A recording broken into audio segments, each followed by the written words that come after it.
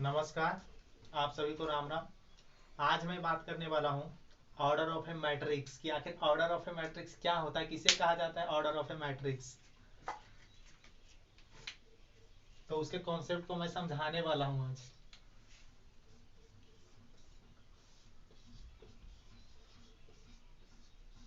Order of A matrix, आव्यूह की कोटि।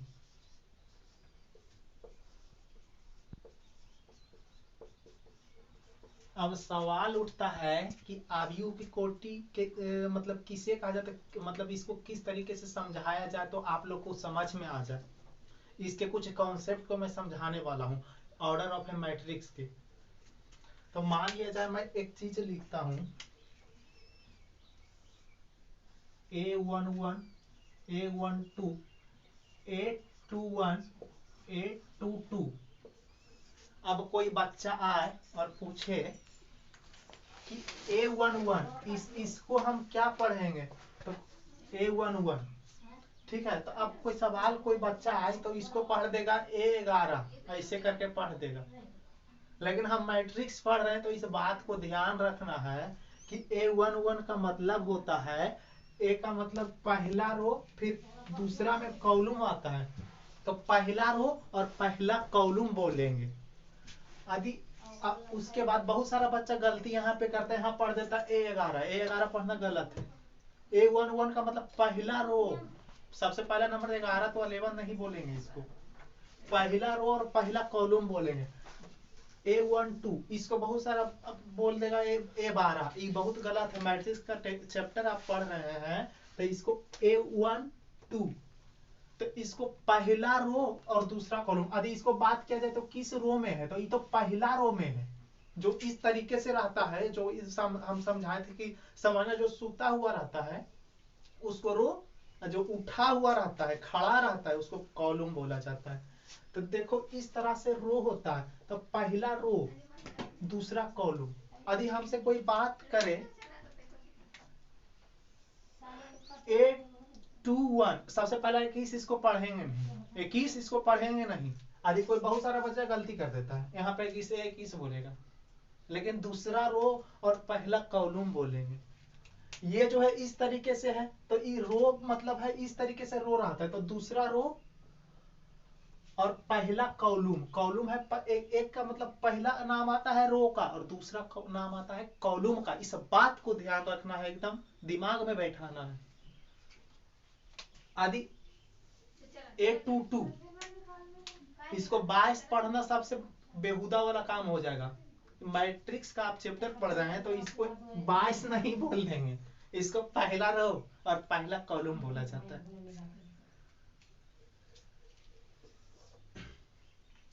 जैसे कि आप अब इसका पूरा ऑर्डर क्या लिखेंगे, सबसे पहला नंबर ऑर्डर, इसका ऑर्डर क्या होगा, कोटि क्या होगा, ये सब आप एनसीईआरटी हम फॉलो कर रहे हैं। एनसीईआरटी उस मतलब उस सब कॉन्सेप्ट को लेकर चल रहे हैं। मतलब कोटि सबसे पहले बताएंगे ताकि जब आप मैथ बनाएंगे तो उस तरह से कॉन्सेप्ट देंगे तो बन जाएगा।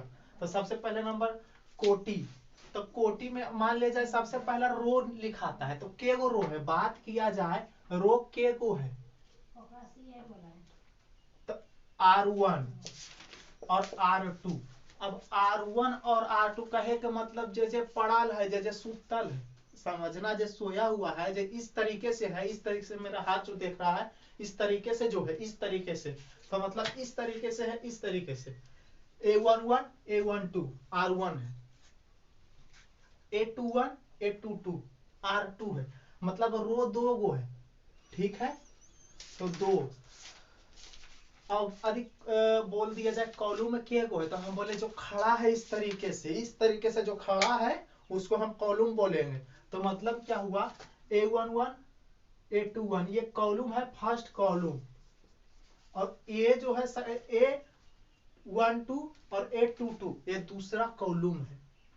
तो हम लिखेंगे दूसरा में नाम आता है कॉलम, मतलब 2/2। ये नहीं कि इसमें गुना करके दो दोनों 4 मत लिख देना, ये गलत हो जाएगा। ऐसा काम भूल से भी मत करना। मान लेते बहुत सारा एग्जाम्पल देते हैं। तो इसको बोला जाए इसका कोटि क्या होगा, मान ले जाए। और इस तरीके से मतलब अब अंक लेकर बताएंगे आपको।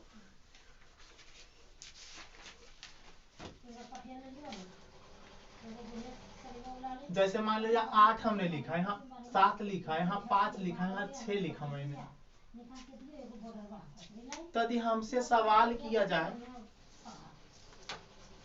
कि बउआ हो बताओ A11 एक कौन है, पहला रो और पहला कॉलम के एलिमेंट कौन सा है, तो हम बताए हैं इसको A11 बोला जाता है। इसको समझना ऐसे हम यहाँ पे बताना चाहते हैं,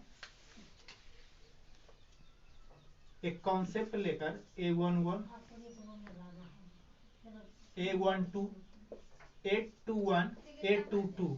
अब इस कॉन्सेप्ट के द्वारा मैं समझाना चाहता हूं कि पूछते कि बाबू हो बताएं थोड़ा सा कि A11 मतलब A11 का मतलब अवयव कौन है, एलिमेंट कौन है। तो A11 इसके सामने मतलब 8 है, ठीक है 8 मतलब पहला रो और पहला कॉलम का एलिमेंट 8 है, ठीक है। और यदि पूछे A12 का एलिमेंट कौन सा है,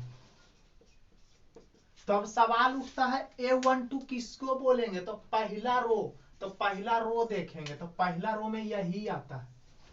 और 2 का मतलब कॉलम, तो दूसरा कॉलम, तो कॉलम तो दूसरा यही है और रो पहला यही है, तो मतलब 7 आएगा, ठीक है।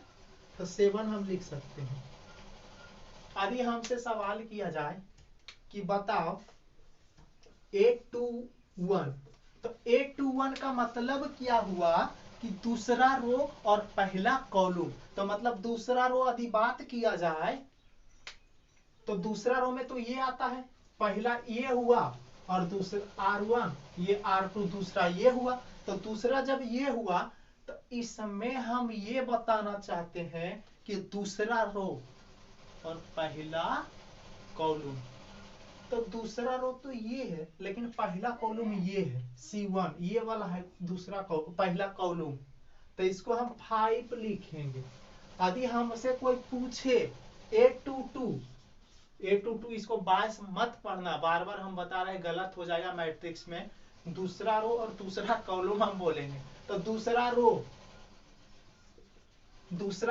तो ये दूसरा रो में आ रहा है, दूसरा रो अब कॉलम दूसरा है तो ये कॉलम दूसरा ये आएगा C2, तो मतलब 6 आएगा, इस तरीके से आएगा। लेकिन हमको बोल दिया जाए, इतना हम समझाए हैं, उसके बाद इसका बोले ऑर्डर क्या होगा, कोटि क्या होगा, तो इसका जो ऑर्डर होगा, अब इतना मिटाते हैं उसका ऑर्डर बताते हैं। बात किया जाए ऑर्डर की, हिंदी में इसको कोटि बोलते हैं।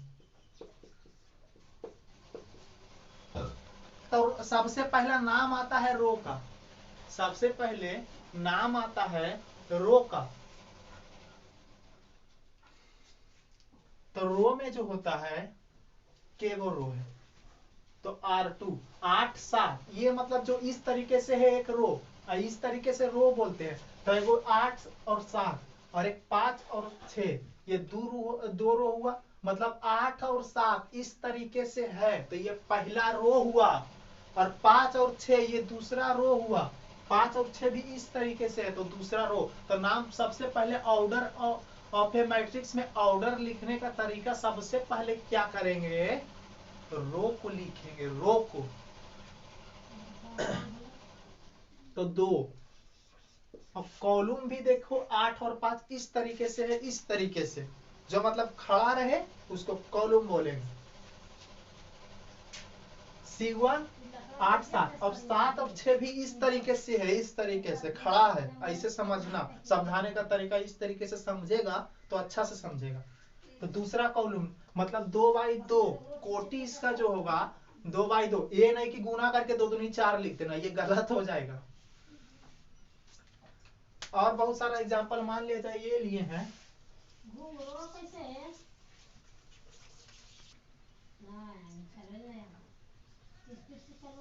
मान लीजिए हम 8, मान लीजिए हम 10 लिखे हैं, 12 लिखे हैं, 13 लिखे हैं, 6 लिखे हैं, 20 लिखे हैं, 40 लिखे हैं। अब इसका कोटि बोले ऑर्डर लिखने के लिए कि इसका ऑर्डर क्या होगा। ऑर्डर की बात आज मैं कर रहा हूँ, इसको समझना पड़ेगा। इस पर मतलब जो तो इसके पहले हम बताए थे types of matrix. Types of matrix में जो टाइप्स ऑफ मैट्रिक्स होता है उसमें जो होता है ऑब्जेक्टिव बनाकर सवाल दिया जाता है, निम्नलिखित में से कौन स्केलर मैट्रिक्स है। इस तरह से ऑब्जेक्टिव आता है, दे देगा ऑप्शन आएगा, और यहाँ से मतलब बुक से बनेगा ये सब question order of A matrix में। अब बोला जाए कि इसमें ऑर्डर क्या है, ऑर्डर क्या है, इसका ऑर्डर सजाने ऑर्डर, इसका ऑर्डर किस तरीके से लिखेंगे। तो ऑर्डर यहाँ पे देखो, यहीं पे लिखते हैं ऑर्डर। तो देखो इसमें सबसे पहले रो को लिखेंगे, रो को याद रखना। तो रो मतलब जो सुतल है, इस तरीके से मेरा हाथ देखो, इस तरीके से मेरा हाथ देखो, इस तरीके से है, तो इस तरीके से समझो, इस तरीके से मेरा हाथ देखकर 10, 12 और 13 इस तरीके से, तो इसको रो बोलेंगे। तो इसको R1 बोल देंगे। इस तरीके से रो बोलते हैं। तो इसमें 6, 20, 40 R2 हो गया। तो मतलब 2 गो रो हुआ, तो रो का नाम पहले आता है, पहले रो। तो लिखेंगे ऑर्डर में लिखेंगे 2 गुना, यहां गुना करेंगे, और कॉलम की बात लिखेंगे। अब कॉलम के गो है, अब सवाल उठता है कॉलम के गो है, तो बोले जो खड़ा है इस तरीके से, इस तरीके से खड़ा जो रहेगा उसको कॉलम बोलेंगे। तो मतलब 10 और 6 C1, इसको हम C1 लिख देते हैं। 12 और 20 इस तरीके से नहीं लग रहा है, इस तरीके से है, इस तरीके से 12 और 20 इस तरीके से है, तो जो खड़ा है उसको कॉलम बोलेंगे। C2 13 और 40 इस तरीके से, 13 और 40 ऐसे खड़ा है, तो उसको भी कॉलम बोलेंगे। तो C3 तो हम बताए हैं कि रो सबसे पहले 2 गो है, तो 2 लिखेंगे। अब कॉलम 3 गो है, तो 3 लिखेंगे। ये कॉन्सेप्ट आपको इतना आसानी तरीके से समझाए हैं कि आपको समझ में आ जाना चाहिए। बहुत सारा इसका एग्जाम्पल हो सकता है। ठीक है, बेस्ट ऑफ लक। आज का क्लास इतना ही तक। विशेष इसके आगे कल की क्लास में आप पूछ देंगे।